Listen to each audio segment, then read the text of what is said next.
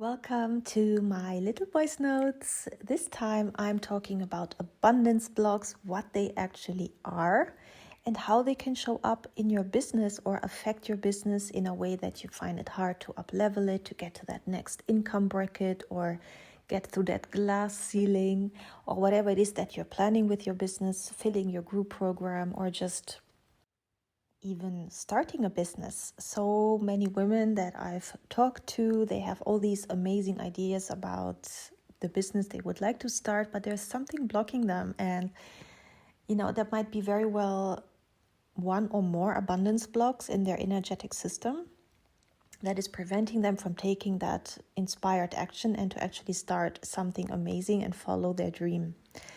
So I have run a few masterclasses for free where we went through all these different abundance blocks, and I helped the participants to tap into their own subconscious mind, because we all have our own unique abundance blocks, and to find those that are blocked in their system. But let's discuss, what is an abundance block? So from my perspective as a healer, I see abundance blocks as an energetic block in the energetic system of my clients, meaning the chakras or the aura. And oftentimes it's about the trauma that we experienced in this lifetime, and it just got stuck or trapped in our energetic system. And also a lot of my work centers around the trauma that was passed down from our ancestors. So from our 4 ancestral lines, we have it embedded within our own DNA. This is called epigenetics. There's a lot of research that's been done on that. And so oftentimes we are carrying traumas from our ancestors that are interfering with our ability to have or create a successful business. So let's dive into a more specific example or examples of what these abundance blocks look like. So, for example, I had a few clients in these free master classes that were going through the program who find out they had the poverty wound in their ancestral lines. And so clearing those away will mean you will not just get rid of it in your own system, but you will literally heal your ancestral lines from this poverty wound and your future descendants, or from the existing kids you already have. It's such a powerful thing to do, and you're not just healing yourself, but you're healing your business or your future business from this poverty wound that was brought down from your ancestors. But there's also different wounds that can come from their ancestors. It doesn't have to be money related or abundance related. It can literally be, I had one client who found out about suicide energy in her ancestral lines. And this is such a heavy energy. And I had quite a few clients who came to me through the years who had this energy present. And this suicidal energy being brought down messes with your vibration, and that in turn messes with your abundance vibration in your business too. Whatever we carry that is heavy from our ancestors can interfere with our vibration, and thus our ability to create wealth and to be abundant. This is the ancestral lines we're talking about. There's also past life karma. And again, I had many clients with different karmic stories. For example, one of them found out she had been murdered in a past life, and it might have been around the theme of money. Maybe she was murdered because of money, or they stole her money and ran away, or whatever the actual story was. The trauma was still present in this lifetime, or the memory of it, and it was interfering with her ability to bring in money into her business. And then there's also another story, a client who found out she brought forward karma from a past life where she didn't follow her dreams.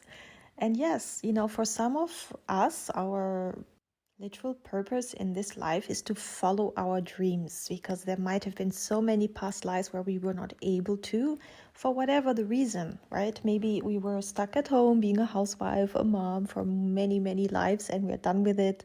And we just want to follow our dreams and feel fulfilled that way.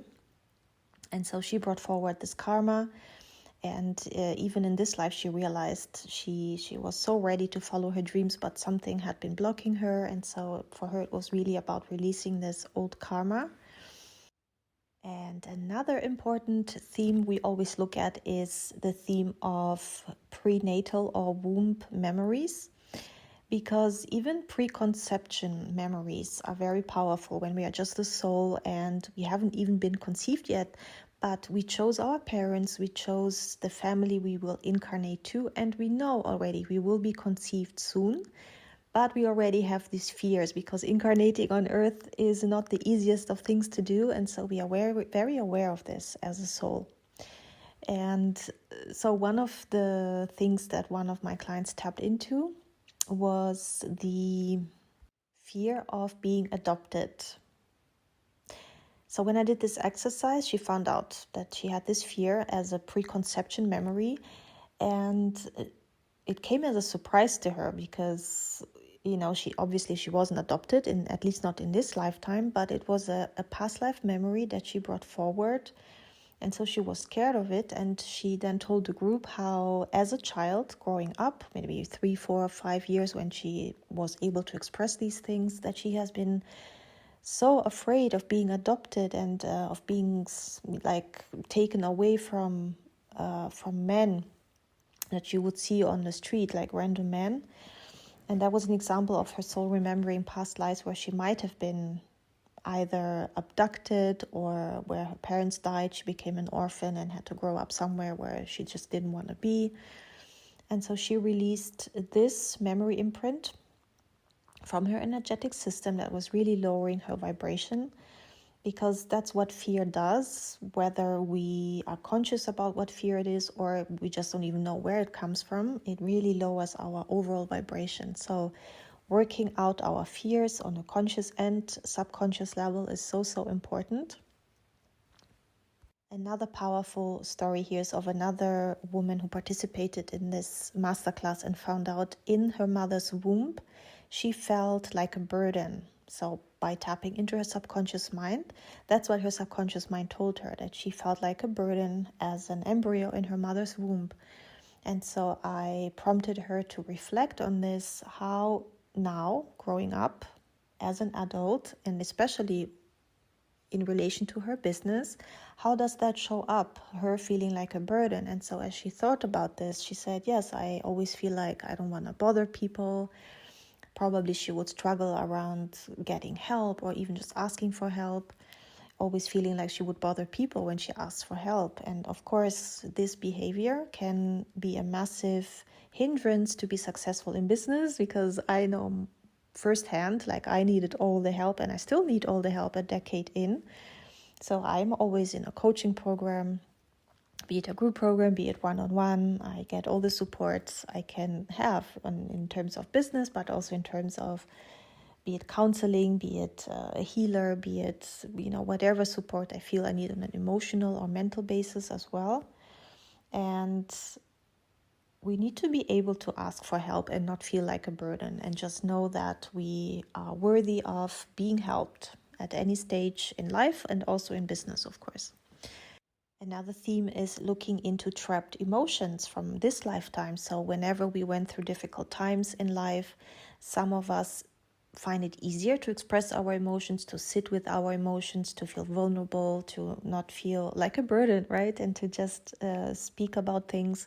Whereas other people, they shut themselves off. They don't like to speak about it. They don't even like to feel things, and they block their emotions. And what happens then is that these emotions, which are energy in motion, it's literally an energy vibration that gets stuck or trapped in your energetic system, in your body, and that for sure lowers your vibration and can even then cause physical symptoms. So your body starts acting up, be it that you feel a pain somewhere, or it can even go much further than that in terms of a chronic illness.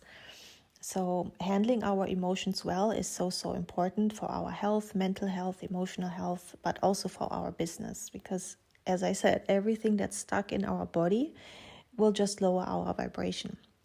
And so one of the participants, by tapping into her subconscious mind, found out that she was carrying the energy of heartache, which she could very much relate to because she had a lot of it in her lifetime, and not every single time she was able to work on it, release all of it. And so when we did the healing meditation later on, she was able to feel it as she felt the sadness coming up, and then she felt also how she released it and felt more peaceful afterwards.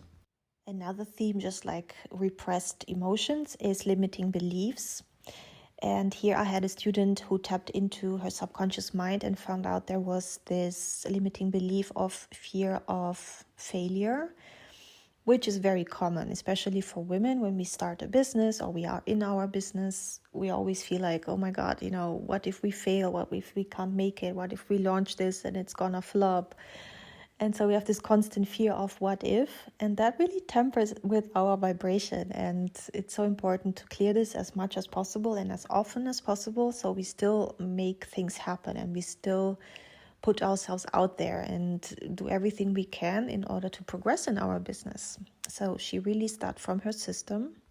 Another very important theme is the collective energies. And as empaths, old souls, sensitive souls, we easily link up to the negative parts of the collective field, and we can be very precise in what part it is when we work with our subconscious mind.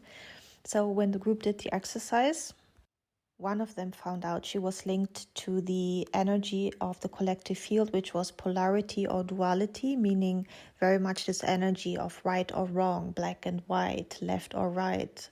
If you look at the US, I'm not American, of course, but I think it's a great display of what's going on in the US constantly, be it in politics or especially in politics, but it's always just like this two-party system, Republicans versus Democrats, and they call it a democracy, which is mind-blowing to me.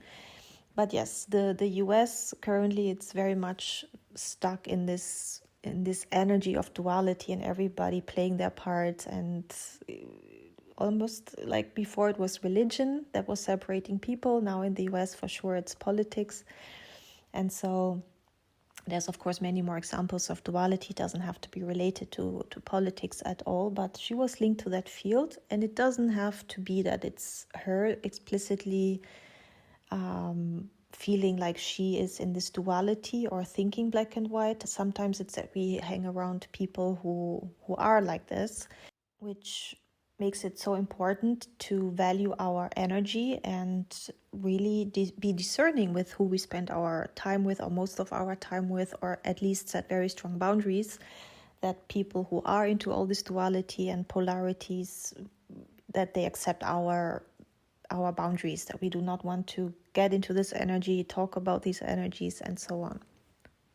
Another client was attached to the field of lack of abundance. And again, that's very much present right now in the world and in the collective field as such, with all the recession and the inflation of the prices and the rise in living costs, etc., etc. So the more we get into this energy and we keep thinking about it every single day, the more we get into a lack vibration, which is the opposite of an abundance energy, that we believe we have what it takes to make our business work even in turbulent times, and that we can create wealth and money even when times are crazy right now out there. So all of these clients then learned how to cut the cord to this energy field of the collective field, and to then just be in their own energy, because when we are connected to the collective field, we just feel everything amplified, and we get into exactly that energy vibration of the collective field to that we are connected to, and that will just lower our overall vibration. Abundance blocks can also show up when the energy of our space where we live in or where we work from is not in the highest vibration. So when we move into a new space, for example, we have no idea who lived there before us, how many people and what energies they left behind.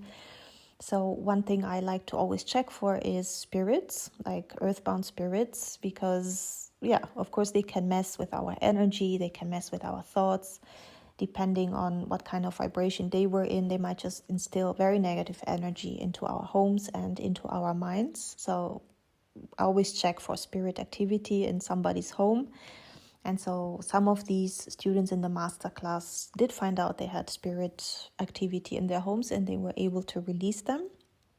And we also check for ancestral influences, ancestors who didn't step into the light yet, who are still earthbound and who feel like they have unfinished business or they want to be around the family and give them advice. And of course, they think it's well-meaning advice, but sometimes it's not, because ancestors, of course, they lived in a very different time period, and they're not necessarily adjusted to give us business advice, right, on how to run our business, because maybe they never ran a business, they have no idea how to run a business, but they keep interfering with our mental process and just keep giving bad advice and thoughts. And while we not consciously perceive it as such, because we don't think it's our ancestors, we think it's our own thoughts, but sometimes it isn't. So sometimes when we have lots of fears or negative thoughts and we don't want to continue with our business or go to the next level, it might very well be an ancestor who's saying, get a stable job or something like that, right? So it's so important to help these ancestors to step into the light and to teach them or to share with them that it's not necessary for them to be down here. They can still look over us while being in the light in a very different frequency then. So all these students were able to send their ancestors to the light.